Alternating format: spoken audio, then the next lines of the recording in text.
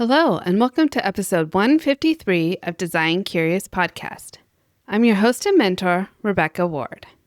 Today on the podcast, we are finishing up our series of 4 episodes on mindset shift. It's been a lot of fun to go through these, and I've gotten some great feedback too. I know you guys are getting a lot out of it. I know I'm getting out of it. I listen back to my episodes and sometimes I'm like, oh, that's a good point. I need to listen to myself about that. So today we're just going to normalize the feeling that you are probably feeling insecure about. We all feel imposter syndrome, and we can talk about comparison and burnout and fear of failure. And so I'm going to encourage you today, give you some strategies to move through this mindset shift. This episode is all about reassurance, perspective, and then we touch on community, such a vital point. If you're looking for more after this series and you loved what you were hearing these last 4 episodes, then why don't you work with me in My Design Mentor? I love helping people, especially designers just starting out in their career. But, I've had some other designers who are a little farther along also need some mentoring. And so if that's you, go ahead and check out the link in the show notes. I'd love to see you in there. Okay, now let's get into what you're feeling is normal, and it's not just you. The 4th part of our Mindset Shift series. You're now listening to Design Curious, a place where you, creative one, are here to learn about what it really is like to be an interior designer. And I'm your host and mentor, Rebecca Ward. If you're worried about how to succeed in a creative career, if you're ready to learn your next steps to become an interior designer, and if you want the satisfaction of doing something you love every day, you are in the right place. Grab a coffee, a notebook, and let's dig into today's episode. Okay, to start off with, I'm just going to say what you're feeling is normal. Every designer, especially starting out, will have a time in their career where they are feeling like they are either not good enough, they don't know enough, or why would anyone pay to hire them to be the designer for their job? Now, not everybody struggles with self-esteem issues. However, you can still be a confident person, but then not have confidence in your skills. So it's very, very common. And I talk about it a lot in My Design Mentor with the people coming through there. They just need a boost of assurance that this is normal, that you're going to have these feelings. You can't really stop them from coming up, but there's a way to deal with them. So if you've thought, maybe I'm not talented enough, why does everyone else have it figured out except for me? Then welcome to the club. These thoughts don't mean that you're not cut out for design. They mean that you're human. We all have them. So the point of this episode really is to bring it all back. We're talking about mindset over these last 4 solo episodes, and we want to bring it all back to just an honest conversation that you are not alone and the importance of community. Okay, first let's talk about the common thoughts that designers might struggle with. Especially when you're starting out, you'll think, I'm not experienced enough.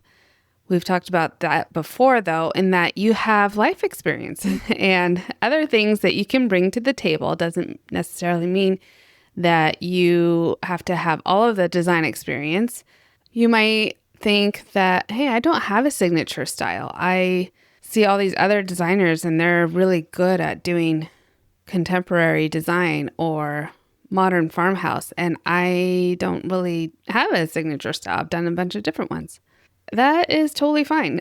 Not everybody has a signature style that's easily identifiable. That is probably something that I still struggle with is when I look at my projects, they're all different from each other, but I've been told by my colleagues that they could look at my portfolio and say, oh, that's a Rebecca project. I'm not exactly sure I can put my finger on what it is, but there's definitely decisions that I make through the design process that I always make for every project. There's things that I decide is the best solution for a design scenario or for my client to live that way.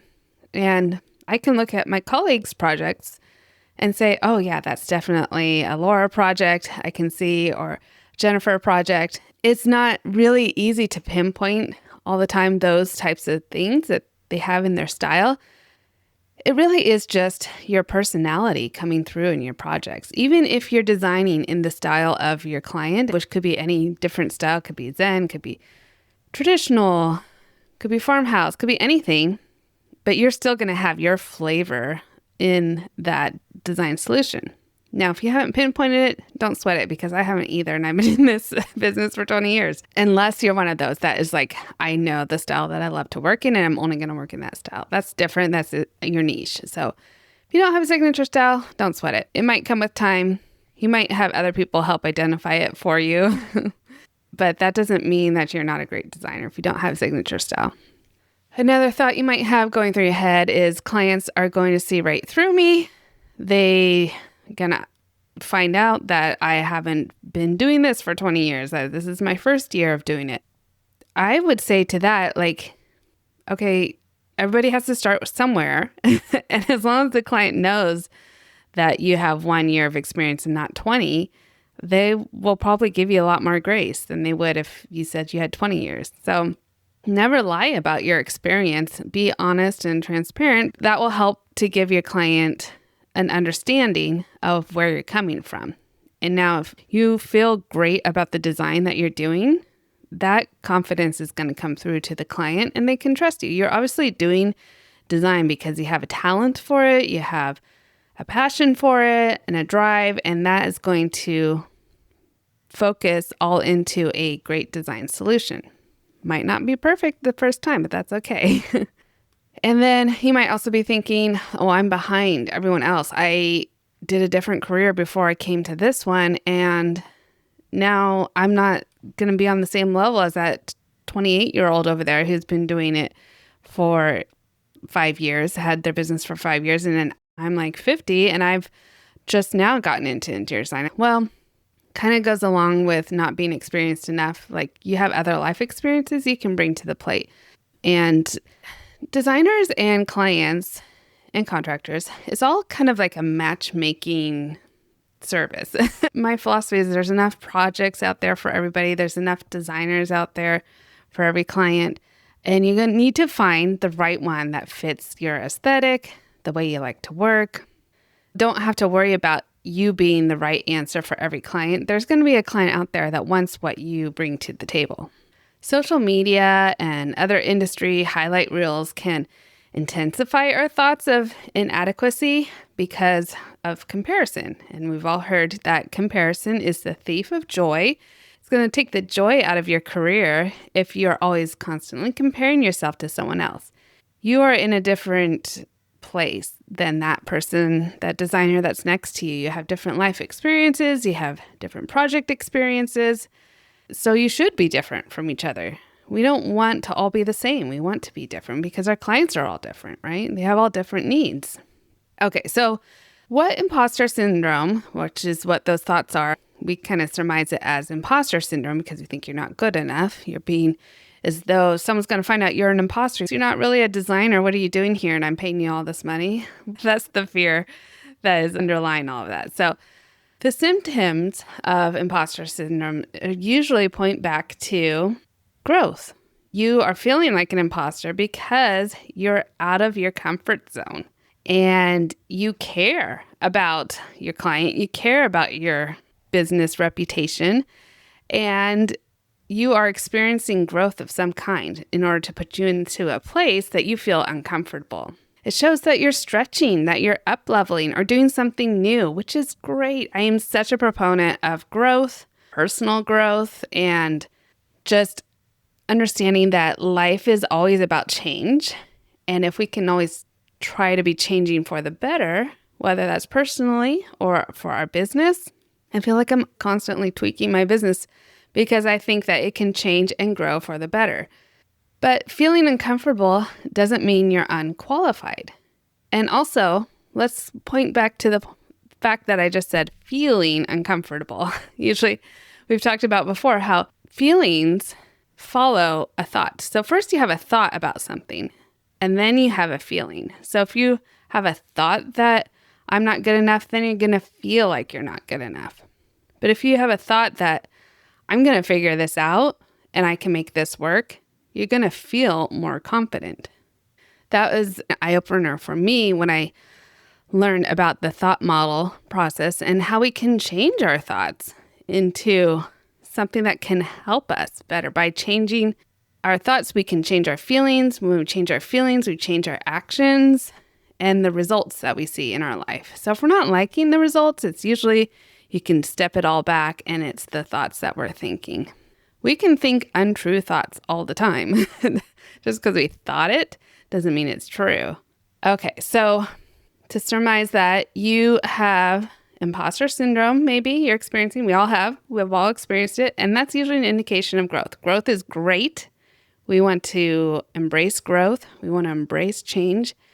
And we want to do it the best way possible. So how do we do that? Well, we can lean into community.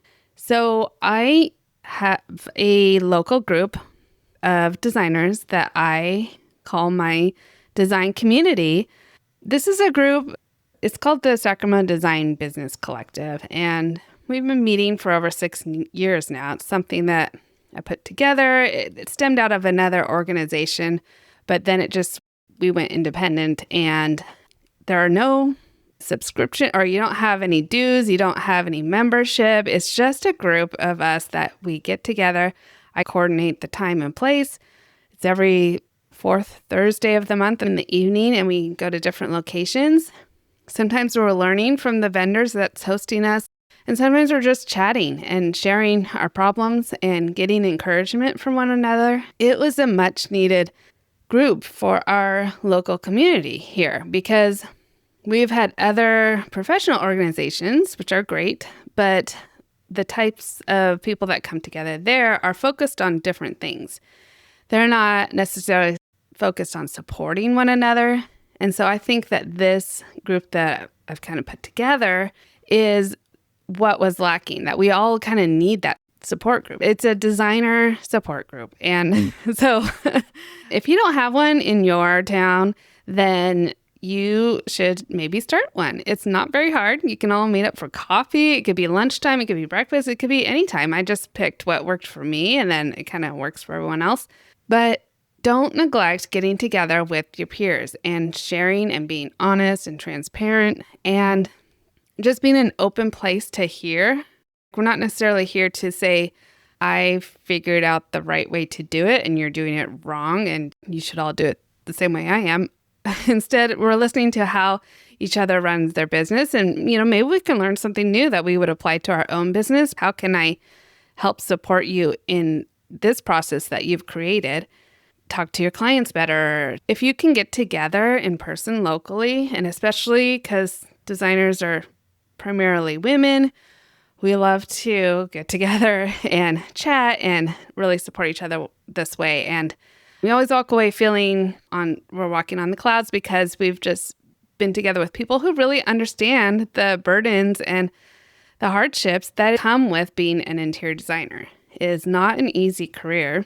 Not for the faint of heart, as you've been learning by listening to this podcast, but if you're scrappy and you're into growth and change and challenges, then you can be a designer, but you need your business besties kind of around you to help support you when you are feeling vulnerable, when you are feeling that you're doubting your skills.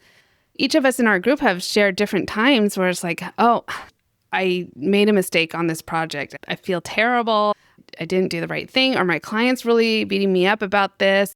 Sometimes we have moments where we're weak and we need the other person to be like, hey, you get back on the horse. You got to do this the right way. You're going to be fine. You're going to get through this. And we're all here to see you through to the other side, whatever you need. You need a referral. You need to know who my window covering installer is or my wallpaper installer to pick up where the other person left off, then here's my resource for that. There's so much that can be said about community. And as long as it's moderated well, that we all are respectful of each other, that it can just be the best thing for your business. And also, if you're not able to do that and start in your own city or community, wherever you're living, Or if you're in Sacramento, you're welcome to come to mine, reach out to me. If not, of course, we have My Design Mentor, which is out there. We have community in there as well. For anyone who's currently in the program, they can talk to other designers and newbies to get support and feedback. So community is one of the great solves for that imposter syndrome. You also want to do some time of reflection. If you're feeling that fear and insecurity, just sit down and say, okay, what evidence do I have that this is false or this is just a fear? Or where am I growing that is causing me to feel this way? What's helping me and how am I going to succeed in this area? So reflection is great. And then you can create a confidence file. Like I have one of these where I put any thank you letters from people, clients, testimonials, screenshots of just text messages that came through that were so uplifting. Like I printed out a little comment from one of my clients that she said how like every time she's in her living room, it's just a calming and wonderful experience. And she just reflects every time on how I put this all together for her. And she's so grateful. So we kind of see that, yeah, we're doing a good thing. We're helping people and changing lives. Having a confidence file is great. And then having your affirmations, if you find ones that work for you, printing those out, putting those by your computer, just to remind you that you are on the right track, even if you don't feel like it. So your mindset shift needs to be you're not alone and you don't have to pretend you're always confident to be effective. Okay, so moving on, how do you keep going when you're feeling this way? Well, understand that your progress is not going to be linear. It's not going to be a straight line from when you open your business or you start being a designer. To be honest, I know all of those celebrity designers also feel imposter syndrome. They could be up speaking on a panel and before they go out, they're like, why am I here? Who wants to listen to me, But we all think that they have something to say, and they do. And so the same is true for you. Your progress is not going to be linear. You're going to grow for a little while, and then you might flounder for a little while, get sidetracked or get discouraged, and then you're going to grow some more. And that's okay. Start to build routines that support your mental wellness. I've talked about I take a quarterly retreat day to reflect on my business and my personal goals and see how I've come so far, how happy I am with them, what do I need to change, what do I need to dig into and see like what is my real motivation, what's making me happy about this or unhappy about this, and really do some deep soul searching. So I set aside those 4 days a year, or I've started doing that this year, and I'm loving it. It's going great. And so you can build routines like that into your schedule as well. Maybe you need it once a month, once a week. I worked for a designer who had a standing appointment every Friday afternoon with the golf course. And so that helped his mental wellness. And so maybe something like that's for you. Like you need to go out and get a massage or something, that's going to help you recenter yourself and come back to be like, okay, no, I got this. I'm just feeling weak in the moment. I can keep going even though things are hard. I can do hard things, you guys. We can all do hard things. And give yourself the same compassion that you give your clients. You're not expecting your clients to know everything when you walk into the consultation. It's an education process, right? You have to bring them along with you to understand what the whole design process is like, especially if they've never worked with a designer before. And so give that same grace to yourself. You've never done a bathroom remodel before. You're going to have a lot of things you need to learn and you need to be humble about and ask your contractor, ask other designers. But that doesn't mean that you can never do one just because you've never done one before. So give yourself a lot of grace when you're learning new things. And you can be both in the process and in your purpose at the same time. So you can be learning and still maintain your purpose to be a designer, to help others, whatever is driving you into this career. Then you can do both at the same time. You don't need to be fearless. You just need to keep showing up. So some action items for you today. I want you to write down 3 things that make you uniquely you as a designer. This is not going to be easy, probably, especially if you're feeling imposter syndrome. But I want you to find those 3 things, okay? So take some time. And if you have to ask someone else, that's okay too. Sometimes it's hard to get perspective about yourself, but I want you to try to be kind to yourself and say, like, I'm really good with color. And not everybody is. And so color is my thing. And so you can write that down. Save a story or a testimonial or kind words in a file somewhere. It could be on your computer, on your phone, in an actual physical file in your filing cabinet. And I want you to have it someplace where you can see it and reference it a lot. I sometimes will put things like this, the affirmations, in the back of my planner that I can reference whenever I need it. So I want you to start saving at least one of those this week. Find one and tuck it away so that you can remember, like, oh yeah, I did something good. I am a good designer. And then reach out to a designer friend. Find your bestie, your business bestie, and remind them that they're not alone either. I'm sure they're feeling the same thing because we all do. There's moments when we feel great. Like if you submitted for an award, like put your project up for an award and you won, well, then you're feeling great, but that doesn't last forever. So everybody's going to feel like they are down or an imposter at some point. Find your business bestie and let them know they're not alone. You guys are going through this together. You're going to learn. You're going to be great. The best designers you can be.